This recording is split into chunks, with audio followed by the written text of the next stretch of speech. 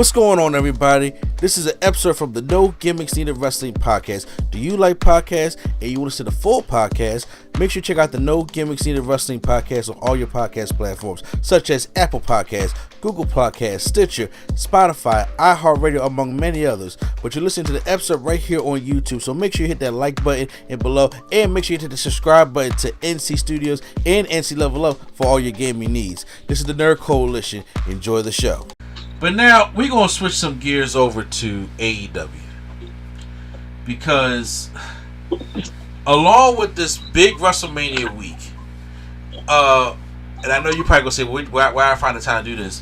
CM Punk had an interview with Ariel Helwani. For those who know who Ariel Helwani is, he's a journalist who does these really big interviews. I forgot what the name of his show is, but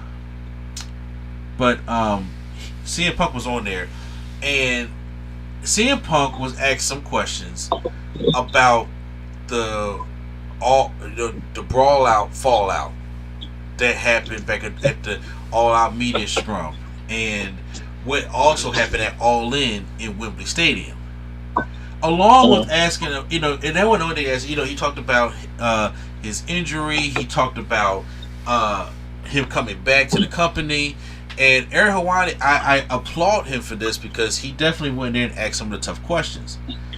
And CM Punk answered way more than I thought he was allowed to answer, but he said he was still within his NDR. NDA? NDA? The NDA, my bad. Yeah, he was well within that. Oh. What was you about to say? No, I was just about to say, is it an NDR? As soon as you said that, I started doubting myself. Oh, no. An NDA, non-disclosure agreement. Yeah, so. But what really highlights here is when he talks about AEW and how he felt about it, his time over there. And and I do think that a lot of things that Punk talks about is true. I also think a lot of things Punk talks about is he brought stuff on himself. There's a reason why he got fired. And there's no innocent victims in any of this. But the biggest thing that the problem is how Tony Khan is reacting to this. And it's not good. And he could really, really do some damage to AEW right now if he proceeds to do what's happening on Wednesday. Now, I know you may not be aware of this. I'm going to catch you up a little bit on this, Quattro. Alright. CM Punk talked about, I'll just get to the meat of this.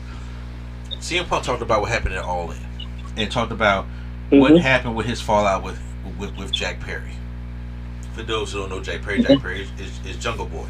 So, he says that Tony Khan wanted to do separate shows, Dynamite and Collision, because the incident after brawl out between Kenny Omega, the Elite, and CM Punk. And CM Punk made this comment saying that they're not in it to make money. It's not a real business, right? And I'm going to disagree a little bit with what he's saying, because AEW doesn't get where they're at in 5 years without being a business. Going out and selling out Wembley Stadium and having the success it did in 5 years, where something that Ring of Honor still, or TNA, or any other wrestling company would have killed for that had the first 5 years AEW had, right? But I don't think that that comment was directed at AEW, the business. I think it was directed at the Elite, because he wanted to sit down, talk with them, and turn this thing into a storyline where you can make money off of that. And the Elite didn't want to work with him. And this is part of the problem, because as we've said this before, the Elite or EVPs at AEW, they at least have a responsibility to have a meeting with the guy. If you don't want to work with the guy after the meeting, that's fine. But you at least should be obligated as an EVP to have a meeting with CM Punk about what happened. That's how that stuff should work. They didn't want to do that. That's kind of unprofessional. Actually, that's a lot of unprofessional. So, and he talks about, you know, even no matter how the company felt towards him and stuff like that, that even when they was in London for All In, they didn't have a car to pick him up on the airport, so he took the train there. He said, well, you know, we'll see where this goes. I'm not above taking the train, but that's still kind of unprofessional that you don't have a way for them to have a car ready to come pick you up from the airport. So especially when it's supposed to be arguably one of your top talent as well. Yeah. So this is what happened when it came to Jungle Boy. Perry.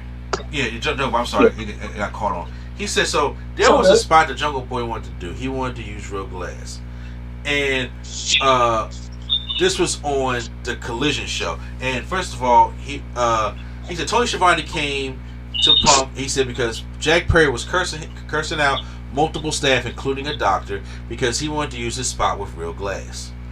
And then so Punk says he didn't want to be involved. Dude isn't even supposed to be here because remember, he's an elite guy, so he should be on Dynamite, not Collision, because CM Punk was in charge of Collision, because AEW doesn't get the Collision show without CM Punk. Because that was their attraction for TNT to have Collision. And then he says, you need to handle it or I will. And Punk has to handle it. Which, red flag number one, because Tony Schiavone should be going to Tony Khan, not CM Punk, right? That's the boss. He said Perry wanted to smash the window of a rental car with a pipe for an angle. Punk said everyone had told Jack no. Punk told Perry no also, and explained the logic that if Perry destroys the rental car, then the rental company might decide not to rent it again to pro wrestlers, which we need stuff to rent the car so we can travel, right? That makes sense. Fair, right? He said plus the safety aspect that comes with working with Real Glass. Punk stated, he said he spoke calmly, saying that if you want to do this, do it on Wednesday.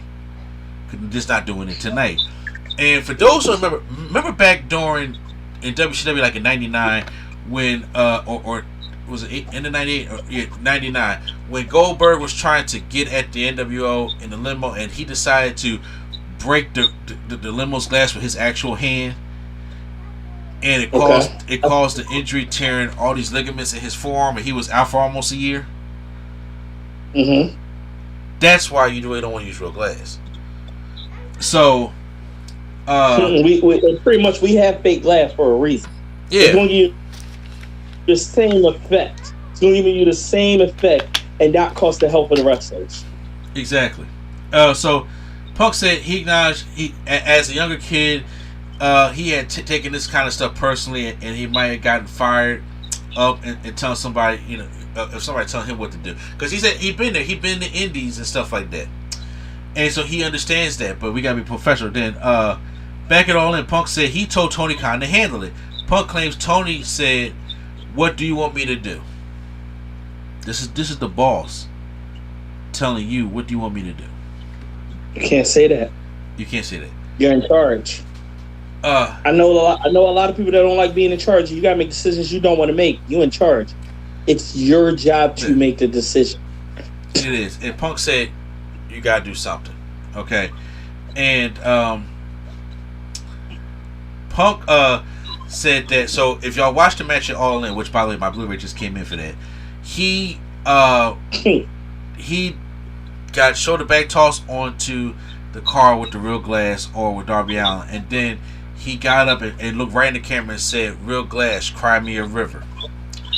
So when he came back through the curtain, Punk said his side of things, when Jack came back through the curtain, Punk asked Jack a question. He says, "Why do you intend to keep doing this dumb internet shit?" Right? And Jack said, "You gonna do something about it?" So Punk's response was, he said, "I thought I was doing the responsible thing, I didn't punch him. I just choked him a little bit. Okay. I ain't punched him. I just choked him on a little bit. You know what I mean? That's still assault.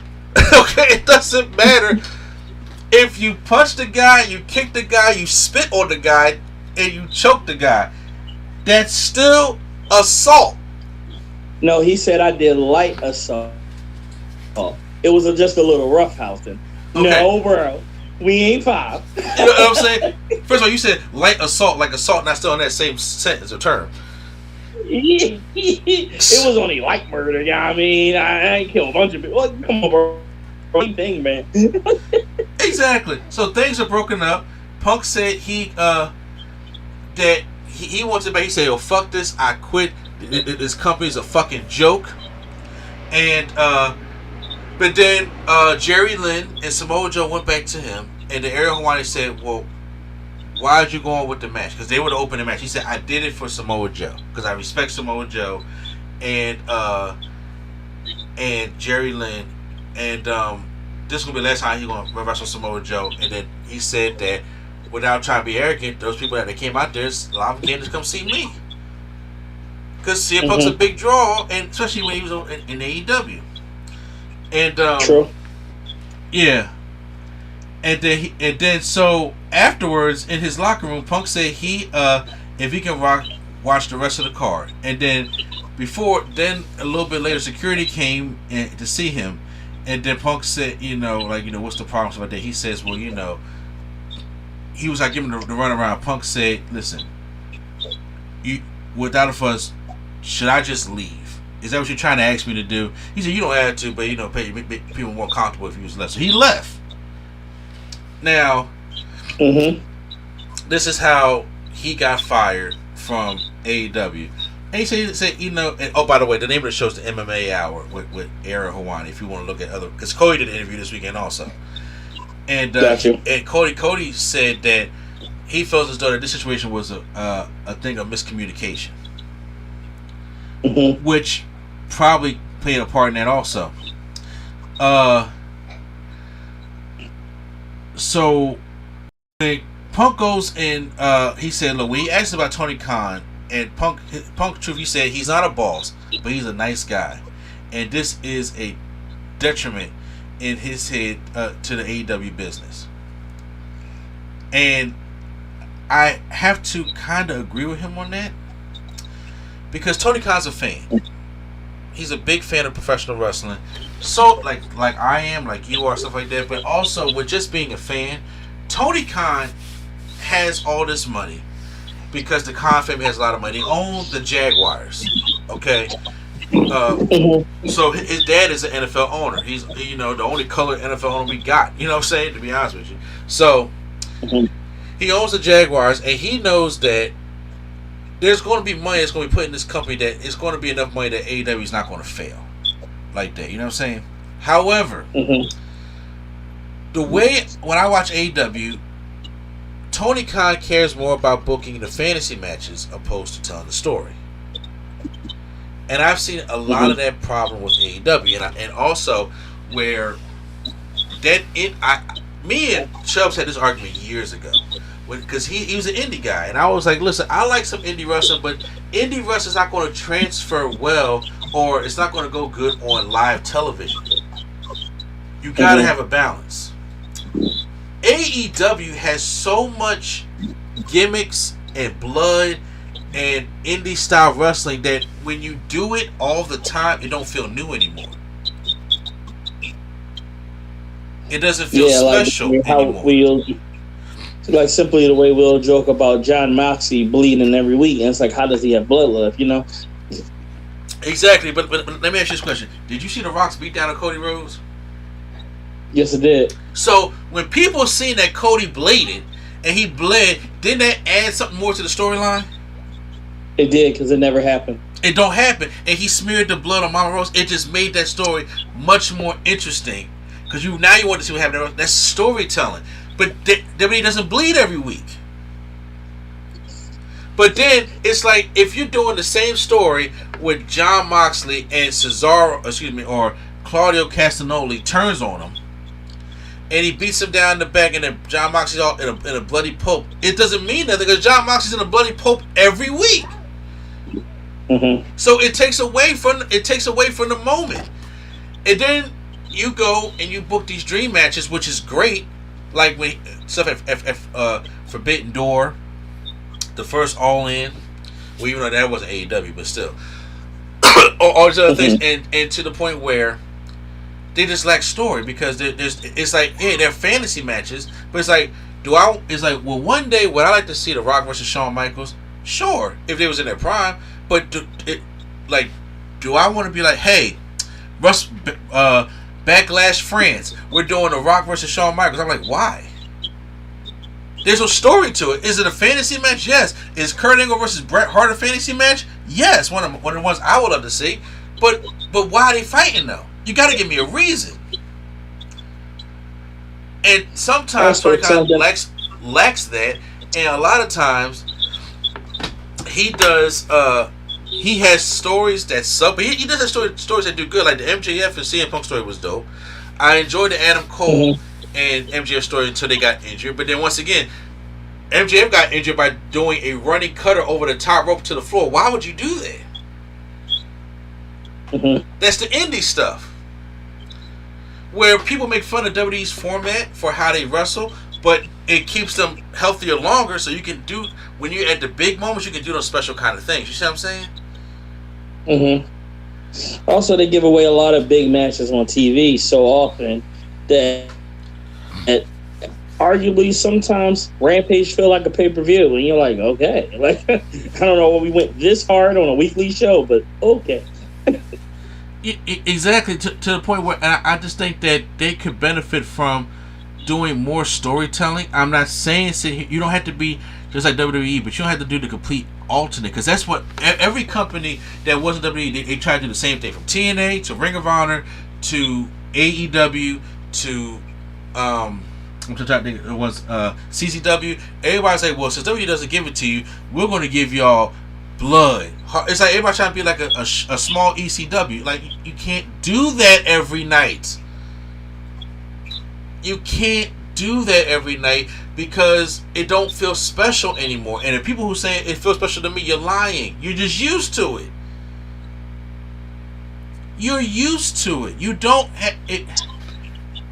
don't have to have a Texas death match on Dynamite. Save that for the pay-per-view. You don't have Battle of the Belts is a regular show, ain't it? What you say? Ain't there Battle of the Belts? Ain't there Battle of the Belts a regular show? Well, it's supposed to be like a special show that come on Saturdays.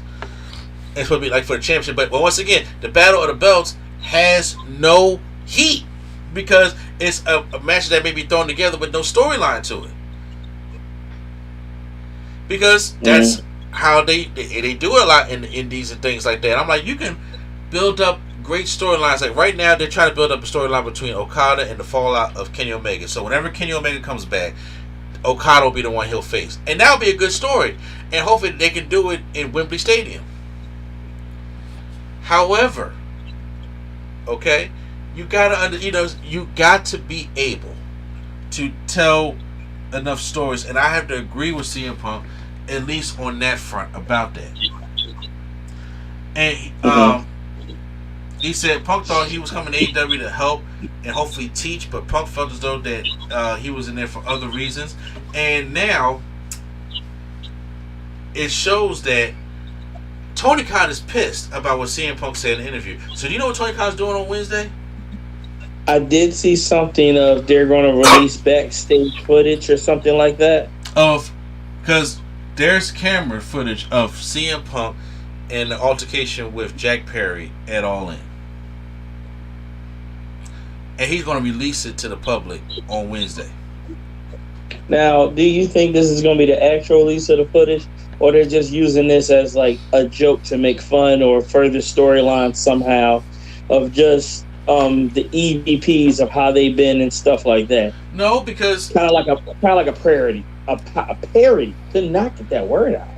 No, it's okay. No, I mean it's probably like that because here's the thing. Tony Khan said that this is actual footage. This is no teasing or anything like that. This is actual footage that they are planning on showing, and you can tell he's mad because I don't know if you see Dynamite this past Wednesday where they made Adam Copeland go out there with that rah-rah speech. I gotta stop calling him Edge. Yes, I did. I read about that afterwards, and I was like, why? It's like you don't need to see that you're reactionary. And he had Edge go out there and talk about this is the most fun I've ever had in a wrestling locker room, and I want to stick on the positives. I'm like, if you want to stick on the positives, then why are we doing this on Wednesday? That's not what you should. And you use it to pop a rating, bruh. See, that happened 7 months ago. 7 months ago. CM Punk has already been he's already paid the price for that action. He got fired, right? So so CM Punk was at WrestleMania, got this awesome storyline going on with Drew McIntyre. So what you think is going to happen? You're going to show this footage, and it's going to show CM Punk choking and maybe punching Jack Perry. It's like, see, he just ain't choke him. And I'm like, okay, so what happens to CM Punk? Are they going to fire him from WWE? No, because he didn't do that at WWE. Nope, he's going to say in this next promo, he's going to say something, hey, you don't make me choke you too. And the crowd going to go, ha ha. You ain't doing it but helping him. You ain't doing nothing. You're doing nothing for you, and this is what you're going to have to deal with on Dynamite when it comes to the backlash of the fans. Like, hey, why are we still on this guy? Move on. Move on. And besides, this is 7 months old. You're that mad to the point where he just called you because Tony Khan for everything, for every action that has been said about Tony Khan, he reacts in the worst way. He's reactionary because you know who's and you know what? Tony Khan is part of some of the tribalism that's going on in the wrestling community. Huge part. I think that's a horrible part of the wrestling community. Just put it out there, guys. Yeah, you got to stop it. Yeah, I think that, you know, he does not help by adding fuel to the fire with some of the tribalism in wrestling. You can be a WWE fan, a Ring of Honor fan, an AEW fan, a TNA fan because we love wrestling.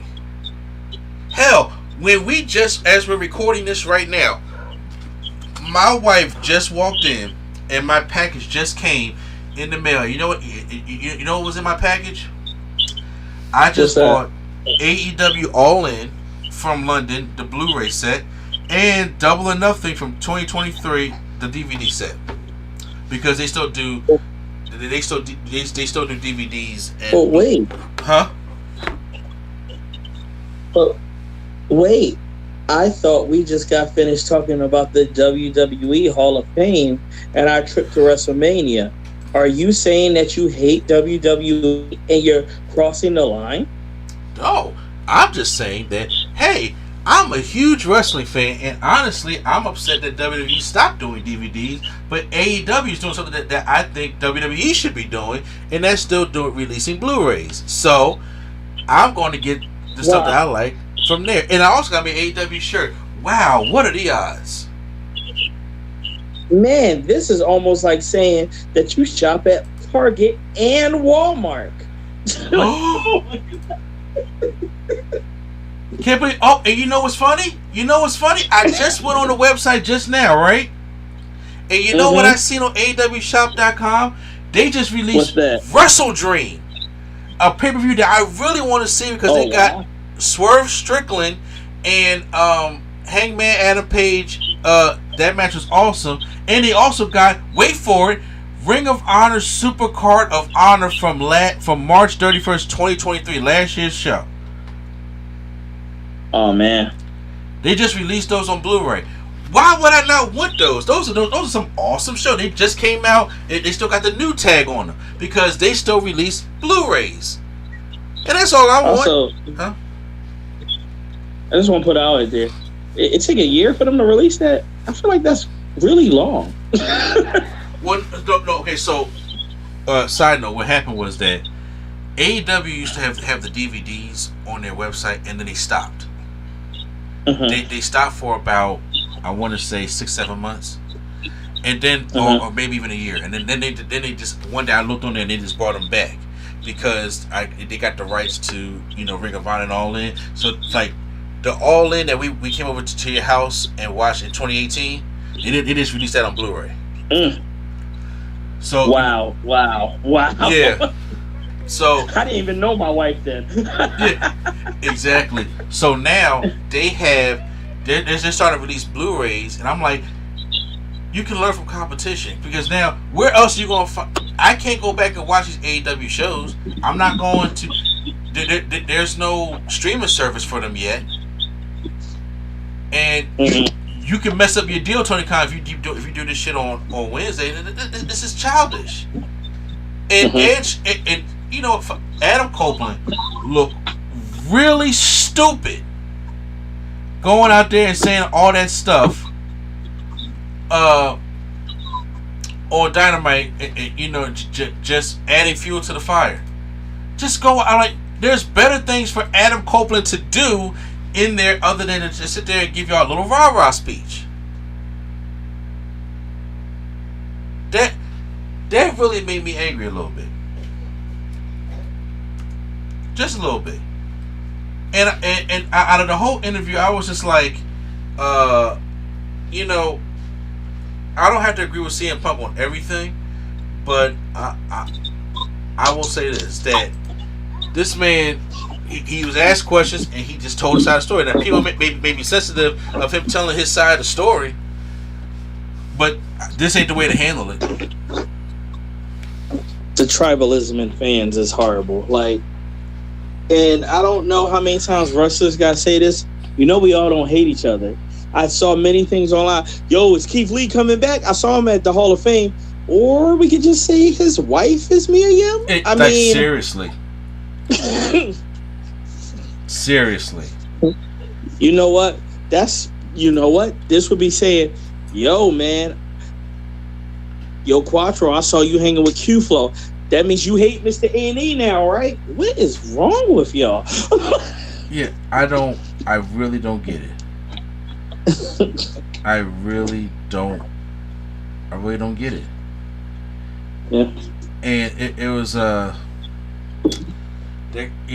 those kind of things is what bothers me about professional wrestling. Why can't we I am a fan of wrestling. I will always be a fan of wrestling, but I'm like just this whole attitude that I can only like certain things, or we can only, it's like team this, team that. I have both games. I have 2K24. I have AEW Fight Forever, and yes, one game is better than the other. Each company does something better that the other company can learn from. It's called criticism, constructive criticism. And do I have the best podcast in the world? Absolutely not. If I did, I would have more listeners, subscribers, and anything else. Are there things to my podcast that I need to update? Absolutely. Does it sting or hurt when you get criticized about your work, your art, and things like this? Absolutely, it does. It's human nature. It hurts for anybody. But guess what? It can help you be better. And there are things that WWE does that right now, especially with Paul Levesque gone.